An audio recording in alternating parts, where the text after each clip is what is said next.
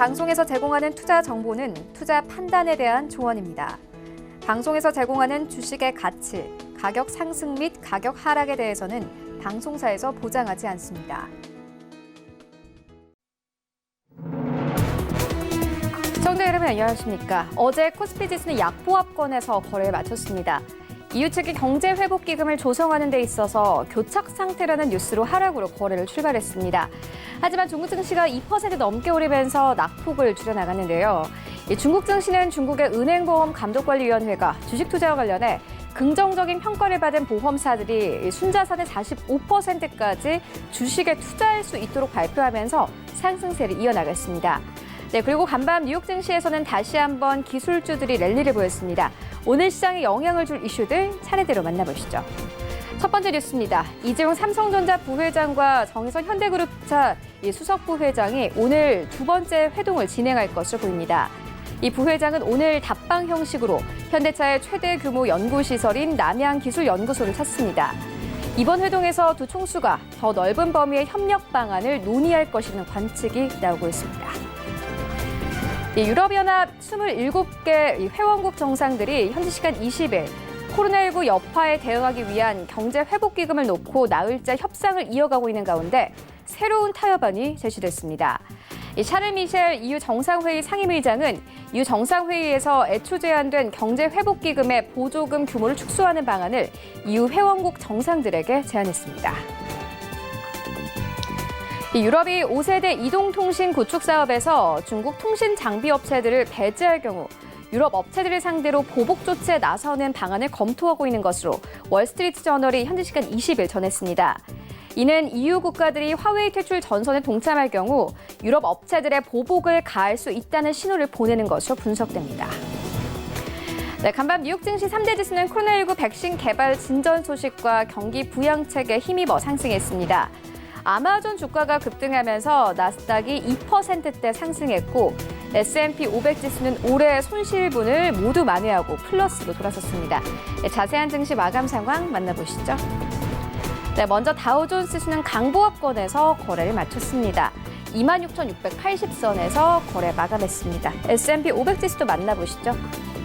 네, S&P 500 지수는 1% 가깝게 상승하면서 3,251선에서 거래를 마쳤습니다. 이어서 나스닥 시장 만나보시죠. 네, 나스닥 시장은 다시 한번 종가 기준으로 사상 최고치를 경신한 상황입니다.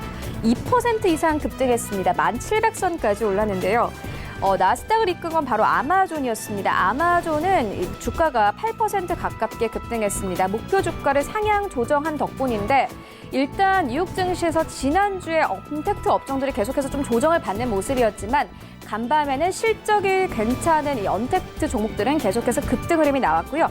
마이크로소프트도 4% 넘게 상승했고 이 알파벳도 3% 넘게 상승했습니다. 애플은 계속해서 우상향 그래프를 그려갑니다. 2% 넘게 급등하면서 신고가 경신한 상황입니다. 어제 우리 증시 마감 상황도 만나보시죠. 네, 어제 우리 증시는 전반적으로 좀 약세였는데 우리 증시에서 언택트 업종들은 계속해서 하락세에 나오고 있습니다. 외국인들은 계속해서 언택트 업종들 팔아치우고 삼성전자를 좀 갈아타는 분위기인데 네이버 5% 가깝게 급락 나왔습니다. 역시나 외국인들 대거 좀 던졌고 26만 3천 원대까지 내려가면서 시총 한 계단 아래로 내려가면서 네이버 5위권에서 거래를 마쳤습니다. 반면 삼성전자는 0.37% 약보합권에 그쳤습니다.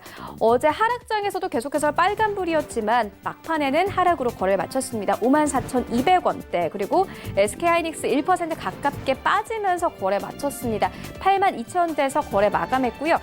네이버가 5위권까지 빠지면서 셀트리온이 4위권까지 다시 진입이 됐습니다. 1.5% 넘게 하락하면서 32만 3천 원대에서 거래를 마쳤습니다. 6위부터 10위까지 만나보시죠. 네, 6위부터 10위까지 카카오 역시나 마찬가지로 5% 가깝게 급락이 나왔습니다. 외국인들 계속해서 좀 매물 던지고 있는 상황이고 반면에 어제 코스피 시장에서 외국인들이 가장 많이 사들인 종목 두 가지 바로 삼성전자와 현대차였는데요. 현대차는 계속해서 이 급등 흐름이 나오고 있습니다. 어제 다시 한번 반등 흐름이 나왔습니다. 수급이 좀 괜찮은 종목이고 3.4% 이상 상승하면서 경기 민감주 계속해서 올라가고 있습니다. 어제는 12만 원대까지 진입되면서 거래 마감했습니다. 코스닥 시장을 함께 가보시죠. 네, 일단 헬스케어가 2% 가깝게 빠졌습니다. 제약도 마찬가지로 어제 3% 넘게 빠졌는데 어제 장이 마감된 이후에 이 셀트리온 삼형제 호재성 뉴스가 있었습니다. 서정진 셀트리온 회장 측이 직접적으로 가을부터 코로나 치료제를 생산하겠다라고 밝혔습니다. 오늘 증시에서 힘받을 것으로 보여지고요. 함께 참고하시면 좋을 것 같습니다. 그리고 CJ는 어제 시총 2위권까지 올라왔습니다. 어제 장중에 좀 급등 흐름이 나오기도 했는데 이 시장 자체가 좀 힘이 빠지면서 CJ는 2% 가까운 상승으로 거래를 마쳤습니다. 17만 8,500원대에서 거래 마감했고 HLB 3%가 가깝게 빠졌고 알테오젠 5위권까지 빠진 상황입니다. 0.24% 약보합권에서 거래 마감했습니다. 6위부터 10위까지 만나보시죠.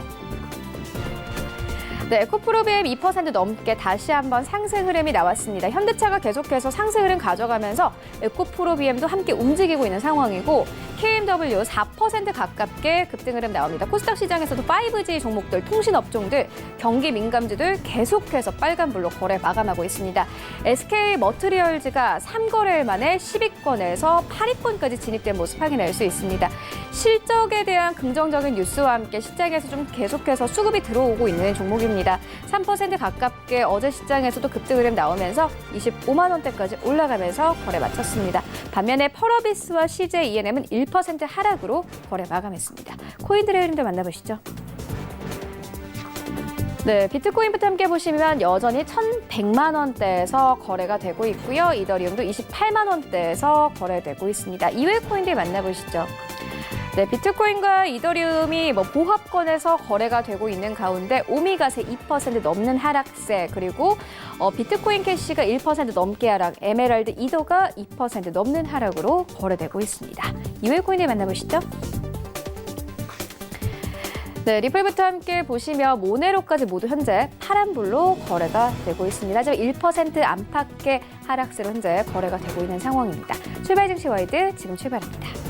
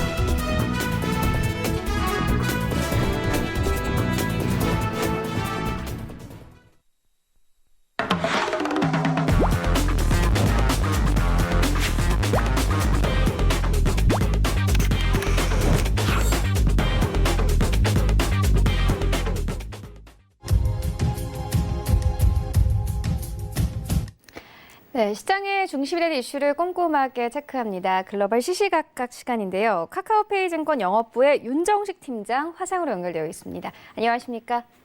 안녕하세요. 네, 먼저 간밤 증시 상황부터 짚고 가도록 하겠습니다. 뉴욕 증시 3대 지수 모두 상승하며 거래를 마쳤습니다. 특히나 지난주에 좀 조정을 받았던 나스닥 지수가 다시 한번 2.5% 이상 급등하면서 뉴욕 증시를 이끌었습니다. 언택트 업종들 다시 한번 좀 상승이 나온 상황인데요. 아마존은 8% 가깝게 뛰면서 나스닥 지수를 좀 이끄는 상황이었습니다. 언택트 업종 중에서도 좀 실적이 괜찮은 종목들 중심으로 다시 한번 좀 상승 흐름이 나오고 있는데 간밤 뉴욕 증시 상황 어떻게 보셨습니까? 네, 최근 들어서 이 언택트 업종들, 고밸류에이션에 대한 우려감들, 이 단기간 내 너무 빠른 속도로 오르지 않았느냐, 이런 주가에 대한 부담감들, 이런 목소리들이 계속적으로 나오곤 있지만 전일도 이 미국 시장을 올렸던 종목은 이 언택트 업종들이었습니다. 그러면서 3대 지수 모두 오르긴 했지만 가장 많이 오른 이 나스닥 지수가 가장 크게 좀 급등을 했다라고 보시면 되겠습니다. 이 지수부터 정리를 좀 해드리면요. 이 다우존스 30 산업평균 지수는 전장보다 0.03% 상승한 26,680.87에 거래를 마쳤고요. S&P 500 지수 같은 경우는 전장보다 0.84% 상승한 3,251.84에 그리고 기술주 중심의 나스닥이 가장 많이 올랐습니다. 2.51% 급등한 1,767.09에 장을 마감을 했습니다. S&P 500 지수 같은 경우는 올해 연간 기준으로도 상승세로 돌아섰는데요. 시장은 미국과 유럽연합의 부양책 논의 그리고 코로나19 백신 및 치료제 관련 소식 등을 주시를 했습니다. EU 각국이 약 7,500억 유로 규모의 경제 회복 기금을 포함한 추가 부양책에 합의할 것이란 기대가 커진 점이 이 투자 심리를 지지를 했는데요. EU 정상들 같은 경우는 지난 17일부터 이날까지 나흘간 마라톤 회의를 이어가는 중입니다. 이 경제 회복 기금 중 보조금 방식의 지원금 규모를 두고 회원국들의 견해가 상당했지만 이 절충안이 나올 가능성이 커진 상황이고요. EU 집행위원회 측 같은 경우는 당초 회복 기금에서 이 보조금을 5천억 유로로 하는 방안을 제시했지만 이 네덜란드와 같은 일부 국가가 3,500억 유로 이상은 수용할 수 없다라고 맞섰습니다. 프랑스 같은 경우는 보조금 4천억 유로 아래로는 떨어뜨릴 수 없다라고 주장을 했는데요. 그러면서 EU는 이날 절충안으로 보조금 규모를 3,900억 유로로 하는 방안을 제시를 했습니다. 주요 외신들 같은 경우는 회원국들이 해당 방안을 수용할 것으로 보인다라고 보도를 했고요. 코로나19 백신과 치료제와 관련해 긍정적인 소식이 잇따라 나온 점도 증시 강세를 지지를 했습니다. 영국 바이오 기업이죠. 이 시네어젠은 이 코로나19 환자를 대상으로 한 인터페론 베타 치료가 환자 상태 개선에 큰 효과를 나타냈다고 밝혔고요. 화이자와 바이오엔테크 독일에서 실시된 이 코로나19 백신 임상시험 결과가 긍정적이었다고 발표했습니다. 또 의학 전문지 랜싯 같은 경우는 옥스퍼드 대학과 아스트라제네카가 공동으로 개발 중인 이 코로나19 백신이 초기 임상시험에서 강한 면역 반응을 보였다고 밝혔고요. 이 해당 소식이 대체로 이미 알려진 내용인 만큼 증시가 급격하게 반응을 보이지는 않았지만 이 양호한 투자 심리 조성에는 어느 정도 일조하는 모습을 보였습니다. 미국에서도 신규 부양책 논의도 본격적으로 시작이 됐는데요. 도널드 트럼프 미국 대통령과 공화당 지도부는 이날 백악관에서 추가 부양책 관련 회의를 열었습니다. 이 백악관과 공화당은 일터 복귀와 이 학교 재개 등의 부양책에 초점을 맞출 것이란 원칙을 밝혔는데요. 공화당 하원 원내대표는 실업보험 지원 연장을 지지할 수는 있지만 금액 자체는 현재 주당 600달러보다 적어야 한다는 입장을 표했습니다. 이 미국에서는 이달 말 실업보험 지원 같은 이 부분들이 종료될 예정인 만큼 추가 부양책 합의가 현재로서는 좀 시급한 상황이다라고 보시면 되겠고요. 이 섹터별로 조금만 더 말씀을 드리면요. 화이자 그리고 바이오엔텍, 아스트라제네카와 옥스퍼드가 각각 진행한 이 코로나 백신 임상 데이터가 발표가 됐습니다. 두 집단 모두 중화 항체 반응은 100%의 T세포 반응도 발생해서 긍정적으로 평가가 되고 있는데요. 하지만 이 화이자의 경우에는 중화 항체가 2차 접종 이후에 7일차에 피크를 보였지만 2주 후부터 감소를 했고요. 아스트라제네카의 경우 70%가 두통 등에 시달린 점이 좀 부담이 되고 있습니다. 중국의 백신 회사인 칸시노 바이오로직스도 2차 임상 데이터에서 이 항체 발생은 97%, T세포 발생은 90%라고 발표하는 등 전체적으로 백신 관련된 긍정적인 소식이 전해졌고요. 그리고 실적 기대감이 상당히 높죠. 최근 들어서 언택트 관련주들 이 시장을 이제 주도를 했는데요. 아마존이 7.93% 상승하면서 사실 나스닥의 급등을 이끌었습니다. 아마존과 애쉬 이 두 종목은 제프리스가 온라인 매출 증가 지속으로 실적 개선이 기대된다면서 목표 주가를 상향 조정한 데 힘입어서 급등했고요. MS 같은 경우는 데이터 센터향 매출 급증을 기반으로 실적 기대에 따른 목표 주가 상향이 되면서 4.3% 강세를 보였습니다. 소프트웨어 회사인 이 어도비도 실적 기대로 5.28% 강세를 보였고요. 알파벳과 애플과 같은 대형 기술주도 2에서 3% 정도 상승하는 모습을 보여줬습니다. 그리고 블리자드, EA와 같은 게임주들도 2에서 3% 상승하는 모습 보여줬고요. 원격 접속 업체죠. 시트릭스가 7.64%, 준비디오가 8.94% 급등했는데요. 실적 기대감들이 이 원격 접속 업체도 상승을 이끌었다라고 보시면 되겠습니다. 테슬라 같은 경우는 3분기 사상 최대 판매 추진이 되고 있다. 이런 보도가 나오면서 가장 크게 9.47% 상승을 했고요. 화이자와 바이오엔테크, 아스트로제네카 같은 경우는 이 백신 임상 데이터 발표에도 불구하고 장 초반 급등을 대부분 반납하거나 이 아스트로제네카 같은 경우는 3.96% 하락 전환하는 그런 모습들을 보여줬습니다.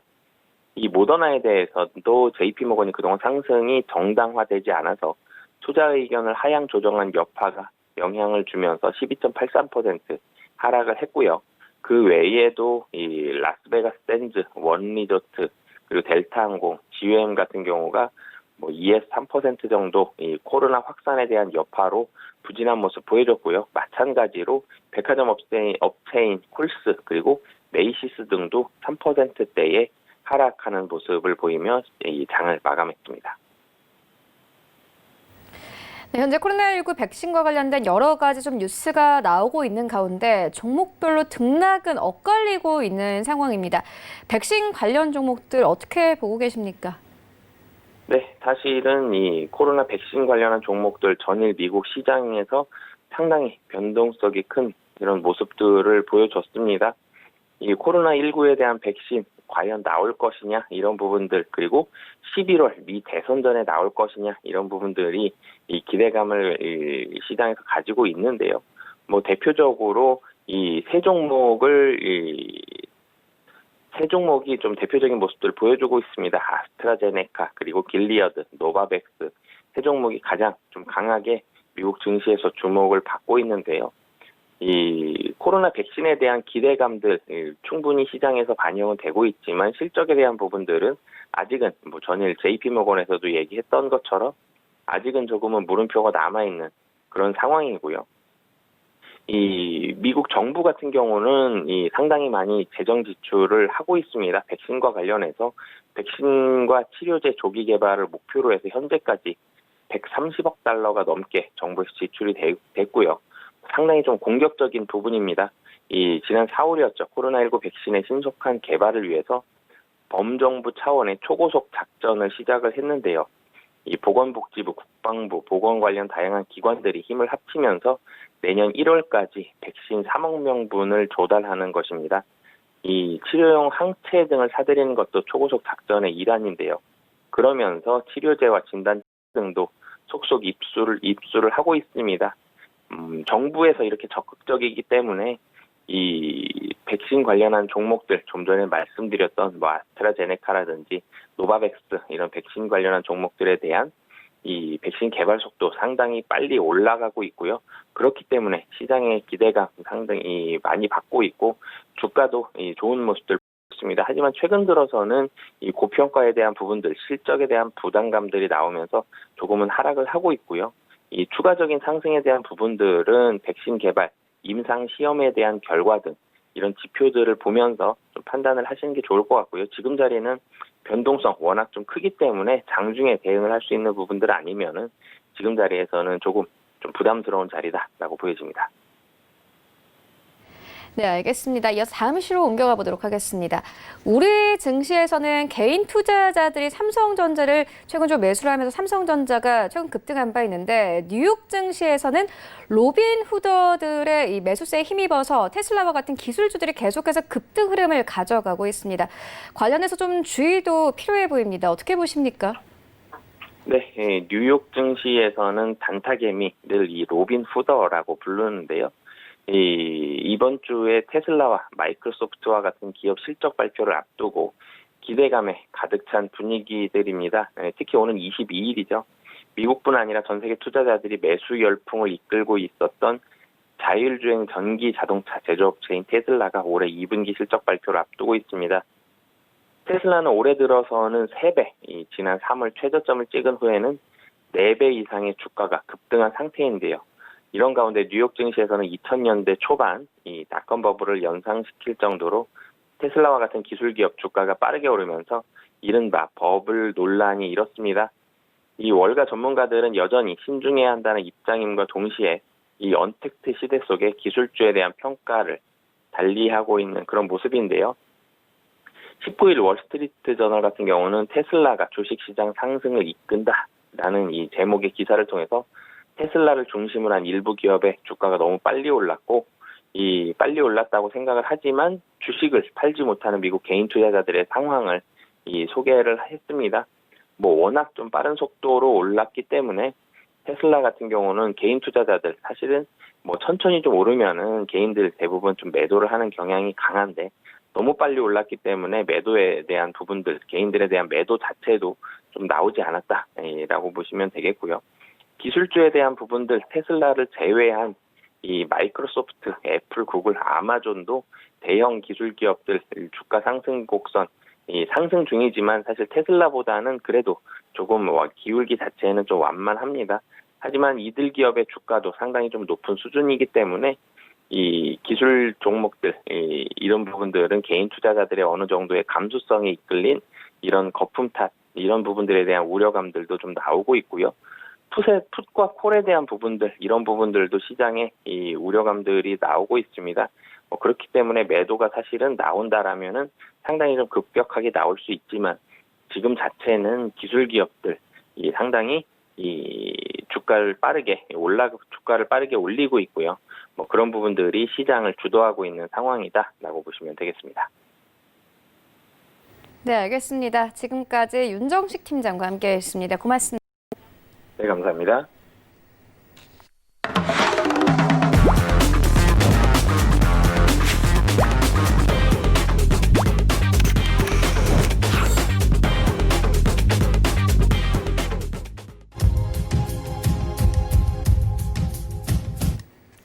네, 이번에는 국내 시장 쟁점 함께 분석해 보도록 하겠습니다. 라이브 이슈 타입인데요. KTB 투자증권 이성훈 과장 전화 연결되어 있습니다. 안녕하십니까?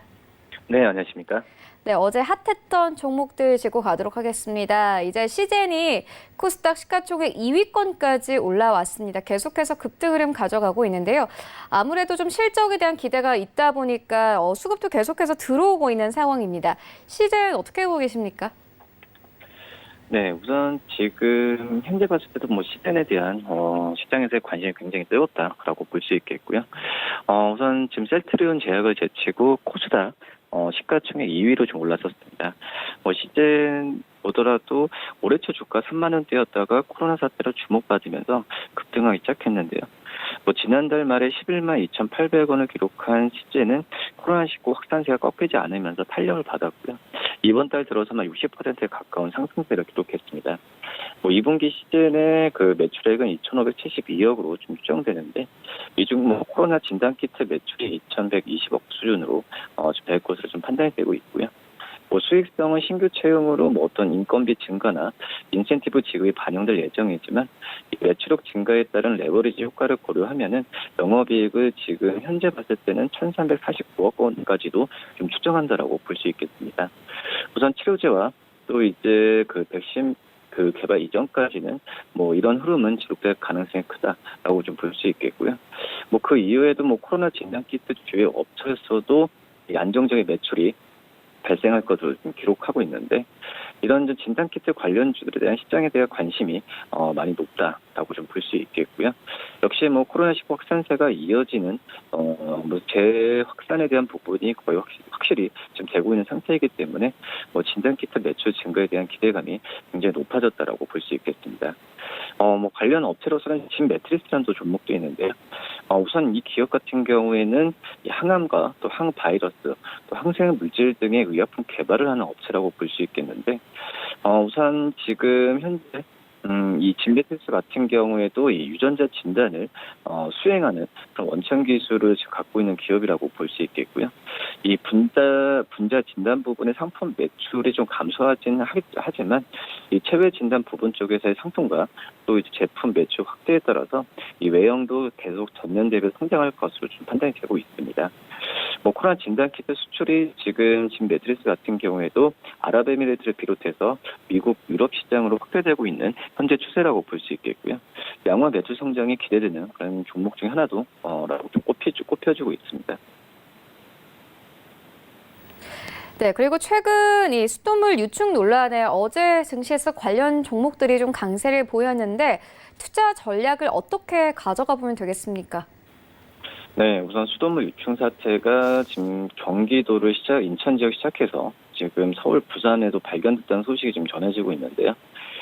그렇기 때문에 지금 최근에 수돗물 등을 걸러주는 이 샤워기 필터에 대한 제품을 많이 구매를 하고 있습니다. 제 주위에도 어제 샤워기 필터에 대한 제품에 대해서 구매하는 분이 많으셨는데요. 우선 이 지금 샤워기 필터 제품의 매출이 작년 같은 기간 대비해서 1000% 가까이 지금 급증한 현재 상태라고 볼 수 있겠고요. 인천의 어떤 수돗물에서 유충이 발견됐다는 신고 접수된 지난 13일부터 이 샤워기 필터 매출의 급증이 좀 나타나고 이게 이제 이마트나 이런 여러 가지 이마트나 마트를 중심으로 봤을 때도 크게 좀 늘어나고 있습니다. 이 샤워기 어떤 필터 제품뿐만 아니라 지금 생수 매출도 크게 늘은 상태라고 볼 수 있겠는데요. 이 온라인 쇼핑몰 위메프에서도 지난 13일부터 일주일간 샤워기 필터 제품 판매량이 같은 기간 대비해서 1716%까지 급증했고요. 우선 옥션과 지마켓에서도 샤워기 필터 매출과 또 생수 제품이 크게 좀 늘어났습니다. 우선 지금 한마디로 이제 수돗물에 대한 불안감이 커진 현재 상태라고 좀 볼 수 있겠는데요. 지금 그렇기 때문에 시장에서 같은 경우에도 이 수처리 관련주와 생수 관련주에 대한 그 관심이 뜨겁다라고 볼 수 있겠고, 역시 웰크론한테, 유보텍, 시노펙스 같은 이 수처리 관련 전문 업체들의 상승세는 계속 나올 가능성이 있다라고 볼 수 있겠고, 또 삼다수와 어떤 그 생수를 제조하는 업체들이죠. 이 광동제약, 공신 같은 경우에도 상승세를 보여주고 있는데, 이런 업체들 같은 경우도 테마로 좀 보시는 것보다도 이 테마 안에서 어떤 수혜들을 찾는 게 좋다라고 볼 수 있겠고, 실적이 가장 안정되어 있는 농심이나 광동제약 이런 종목들을 관심 있게 보면 낫지 않을까 이렇게 판단됩니다.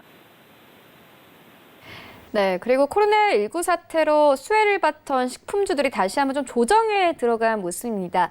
저가일 때 매수해 볼 만한 괜찮은 종목들이 있을까요? 네, 지금 현재 봤을 때도 이 코로나19 확산은 계속됩니다. 그렇기 때문에 식품 업체들의 어닝 서프라이즈 행진이 지금 2분기 때도 지금 이어지고 있는 현재 상태라고 볼 수 있겠는데, 그렇기 때문에 어떤 주가가 조정을 받았을 때 매수하는 전략도 괜찮다라고 볼 수 있겠고요. 지금 3분기 추세도 나쁘지 않은 전망이기 때문에 이 음식료 업체에 대해서는 계속해서 관심을 가져야 된다고 볼 수 있겠고요. 한마디로 이제 가정식 수요는 계속 급증할 가능성이 있습니다. 이 코로나19가 계속 지속되고 있다는 점에서 봤을 때는 이 부분은 계속 관심을 가져야 된다고 볼 수 있겠고, 또 하나는 이제 마케팅 비용이 많이 줄면서 수익성 예상보다 크게 좀 개선되고 있습니다. 특히 이제 종목별로 본다고 하더라도 이 CJ제일제당의 경우에는 2분기 영업이익 컨센서스가 2,500억 선이었는데 실제로는 더 많은 2,864억 기록할 것으로 보여주고 있고요. 또 코로나19가 확산되면서 이 가정식, 간편식 수요가 급증하려는 기대감이 컸는데 실제로는 그 이상의 성과가 나올 가능성이 크다라는 부분입니다.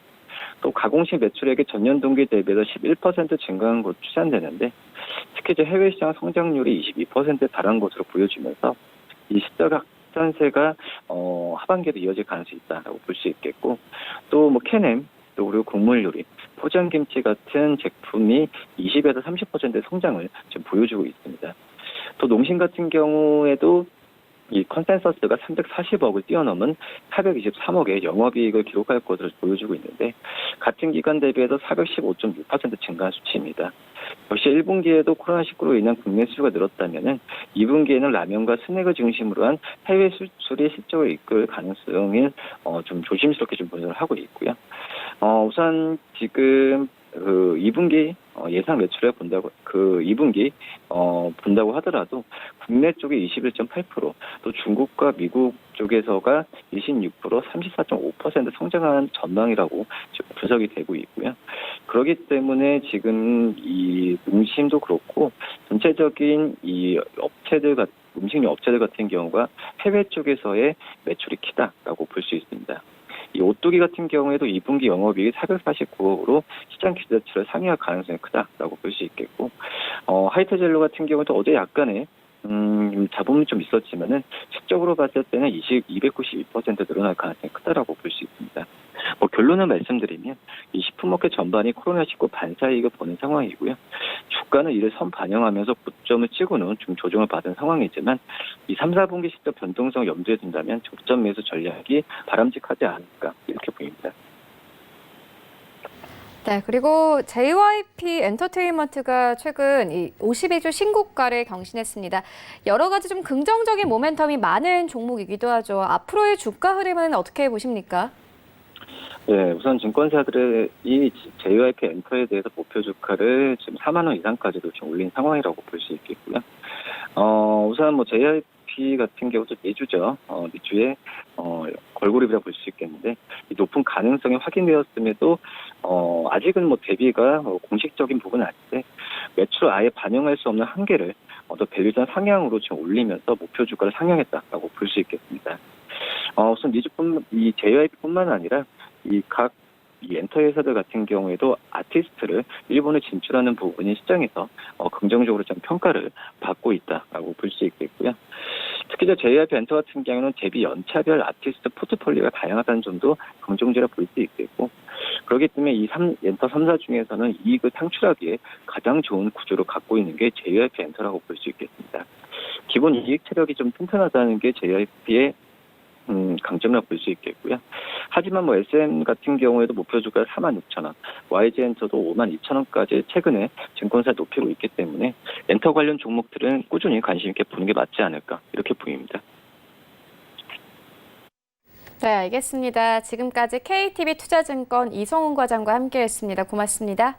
네, 감사합니다. 네, 계속해서 강의 준비되어 있는데요. 이소희 이사의 가상화폐 핫이슈 디파이를 주제로 강의 준비되어 있습니다. 지금 바로 만나보시죠. 안녕하세요. 오늘 두 번째 강의를 맡게 된 플라이빗에서 사업 개발을 총괄하고 있는 이소희입니다. What is hot in crypto? 가상화폐에 참여하시는 분들에게 요즘 핫한 게 뭐예요? 하고 질문을 하게 되면 거의 모든 사람들이 비슷한 대답을 합니다. 바로 DeFi입니다. DeFi가 무엇일까요? 하는 질문을 또 하게 되면 또 모든 사람들이 Decentralized Finance라고 대답을 합니다. 굳이 이 단어를 해석하게 되자면 Decentralize는 Centralized의 반대말입니다. Centralize는 중앙화라는 뜻이고 이 반대말인 탈중앙화입니다. 탈중앙화는 블록체인 기술의 특징 중에 하나라고 여러분들이 잘 알고 계실 것입니다. 그러면 DeFi는 탈중앙화가 된 금융이라는 뜻입니다. 말이 어려운 것 같은데 굉장히 쉽습니다. 전통 금융시장에 블록체인을 씌운 것이 바로 DeFi입니다. 전통 금융시장에서는 대출을 하는 사람과 대출을 받는 사람 사이에 제3자, 은행과 같은 제3자가 개입을 해서 보증을 하게 되는 역할을 하게 되지만 그 크립토 시장에서는 이 역할이 없어집니다. 그 대신에 스마트 컨트랙트가 대신을 합니다. 돈을 대출하는 사람과 대출을 받는 사람 사이에 스마트 컨트랙트에 계약 조건을 입력을 하게 되면 오토메이티드 트랜잭션, 자동으로 이루어집니다. 그러면 스마트 컨트랙트가 무엇인지 간략하게 설명을 하게 되면 일반적인 계약에서는 계약 당사들이 있고 계약서가 있고 여기서 아까 말씀드렸듯이 3자가 보증을 하고 계약이 이루어지게 됩니다. 스마트 컨트랙트에서는 계약하는 당사자들이 계약 조건들을 입력하게 되고 동의가 이루어지면 자동적으로 실행이 된다는 게 바로 스마트 컨트랙트의 정의이고요. 전통 금융시장에서는 보험, 증권, 은행, 카드, 연금, 대출 등 다양한 분야가 있듯이 디파이에서도 랜딩, 디리버티브스, 페이먼트, 아셋, DEX 등 다양한 분야들이 있습니다. 전통 금융시장에 비해서 디파이는 초창기이기 때문에 그 범위는 방대하지 않지만 점차 발전할 것입니다. 디파이의 생태계 에코시스템을 보려면 디파이펄스.com에 가시면 한눈에 볼 수 있습니다. 디파이에 잠겨진 럭트가 된 돈이 무려 2.4 빌리언, 하나로 약 3천억 원, 3조 원이 안 됩니다. 이 단위는 6월 달을 보시면 1 빌리언밖에 되지 않은 액수가 무려 한 달 안에 2배가 늘었다는 것을 보시면 굉장한 성장률을 아실 수 있겠습니다. 컴파운드라는 프로젝트가 28%를 차지한다고 나왔는데요. 컴파운드는 랜딩을 하고 있는 톱 플레이어입니다. 무려 600 밀리언이라는 자금이 묶여져 있습니다. 다른 디파이 프로젝트를 보시게 되면 디리버티브스, 파생 상품을 다루고 있는 신테틱스가 있고요. DX라는 네트워크를 사용하는 발란서나 커브 파이낸스도 있습니다. 거의 모든 상품들이 이더리움을 프로토콜을 기반으로 만든 상품들이 있다는 것을 보실 수 있는데요. 이더리움의 디파이 이코시스템을 보게 되면 디파이는 이더리움 프로토콜을 사용할 수도 있지만 이오스나 비트코인의 프로토콜을 사용할 수도 있습니다. 하지만 이더리움이 거의 80% 이상을 차지하고 있습니다. 이것을 보시면 디파이 상품들의 과 이더리움 프로토콜의 깊은 연관성을 생각할 수가 있는데요. 디파이 프로젝트들이 늘어나고 가치가 높아질수록 이더리움 프로토콜의 가치도 높아질 것이고요. 이더리움의 가치가 높아질수록 디파이 프로젝트들의 가치도 높아질 것입니다. 이것은 디파이 상품 중에 어떤 프로젝트에 투자할지 고민해 볼 수도 있겠지만 여기에 인프라스트럭처인 이더리움에 투자하시는 것은 어떨지 한번 고민해 보실 수 있을 것 같습니다. 디파이의 장점을 보게 되면요. 쉬운 접근성입니다. 은행은 비교적 까다롭고 복잡한 절차를 거쳐서 대출을 해주겠지만 디파이는 세계 어느 누구나 어디에 있든지 절차를 거치지 않고도 참여할 수 있다는 큰 장점이 있습니다. 2018년도 월드뱅크 세계은행의 데이터를 보면 무려 1.7 밀리언이라는 인구들이 은행을 사용하지 않다고 합니다. 이 많은 인구들이 디파이를 통해서 대출이나 송금을 할 수 있다면 굉장히 큰 이점일 것입니다. 그리고 두 번째로는 빠른 송금과 저렴한 수수료는 암호화폐의 가장 큰 장점일 수도 있고요. 계약 변조가 불가능하고 스마트 컨트랙트의 장점이기도 한 안전하고 편리하다는 점은 블록체인 기술의 특징일 것입니다. 전통 금융 상품의 이자보다는 코인 대출의 이자가 훨씬 크다는 큰 이점도 있습니다. 이것은 론스캔.com에 가보시면 다양한 상품들이 12%, 13%, 22% 등 기존의 금융상품보다는 훨씬 많은 수익률을 받을 수 있다는 것을 보실 수가 있겠습니다. 또 다른 장점은 non-custodial, 제3자의 위탁이 필요가 없습니다. 그래서 신뢰가 필요가 없고요. 유저들이 프라이빗 키를 직접 소유하기 때문에 자산에 대해서 풀 컨트롤을 할 수가 있습니다. 또한 생태계가 투명하기 때문에 가격과 시장의 효율성이 있을 수 있겠고요. 프로그램의 적용이 비교적 쉽다는 장점이 있습니다. 하지만 디파이의 단점을 보게 되면 사용이 복잡하다는 것입니다. 디파이에 참여하기 위해서는 피앗 현금을 가상화폐로 구하셔야 되고요. 이더리움 기술을 기반으로 하고 있기 때문에 메타마스크라는 월렛을 사용한다는 번거로움이 있는데 아마 가상화폐 거래를 많이 해보시지 않은 분들은 어려우실 수가 있습니다. 두 번째는 오버콜라터럴라이즈드입니다. 담보가 대출할 수 있는 코인보다 훨씬 큽니다. 세 번째는 스마트 컨트랙트나 블록체인에 버그가 있으면 감지하기가 무척 어렵고 사기의 여지가 있을 수 있습니다.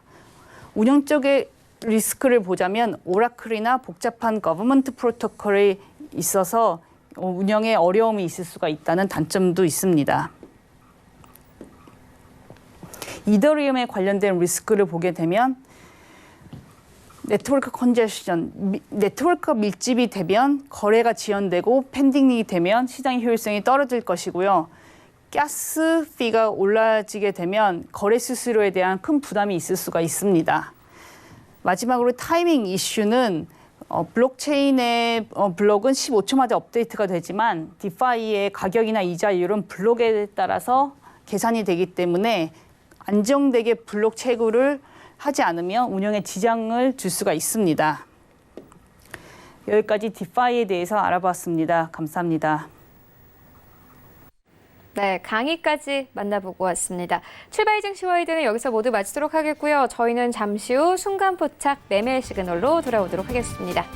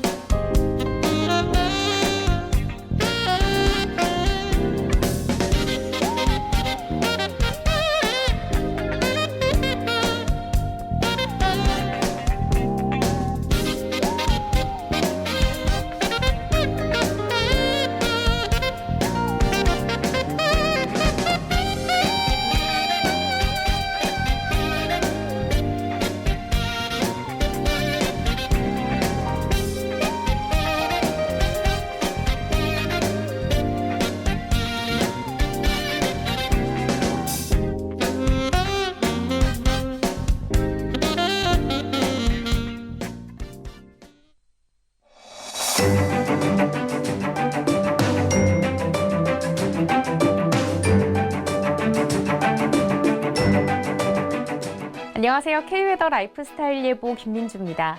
오늘 덥고 습한 찜통 날씨를 보이겠습니다. 오늘 오전 11시를 기해 중북부 내륙 지역과 경상 내륙 지역으로는 폭염특보가 발효되겠는데요. 오늘 서울의 낮 기온 31도까지 오르겠고 대전이 30도, 광주 29도, 대구 33도, 강릉 28도까지 오르겠습니다. 현재 위성 영상입니다. 전국이 흐린 가운데 경남 해안과 남해안, 제주도로는 장마 전선의 영향으로 비가 내리고 있는데요. 낮 동안 소강 상태를 보일 때가 있겠고 전라도는 늦은 밤부터 다시 비가 시작되겠습니다. 비는 충청 이남 지역으로까지 확대되겠는데요. 예상되는 강수량은 내일까지 제주도에 20에서 50mm, 전라도와 경남 지역 30에서 80, 충청도와 경북 지역으로도 20에서 50mm의 강수가 예상됩니다. 이어서 자세한 지역별 날씨입니다. 중부지방은 오늘 30도를 웃도는 더위가 예상됩니다. 서울과 청주 31도, 대전 30도, 춘천 32도까지 오르겠습니다. 동해안 지역 점차 구름이 많아지겠고요. 낮 동안 속초와 강릉 28도, 울진 27도를 보이겠습니다. 남부지방은 흐리고 비가 내리겠습니다. 경상 내륙 지역은 폭염특보가 발효되겠고요. 대구는 33도까지 오르겠습니다. 바다의 물결은 동해상에서 최고 2.5m로 약간 높게 일겠습니다. 이번 장맛비는 충청 이남 지역을 중심으로 토요일까지 길게 이어지겠고요. 중부지방은 흐린 하늘이 예상됩니다. 날씨 전해드렸습니다.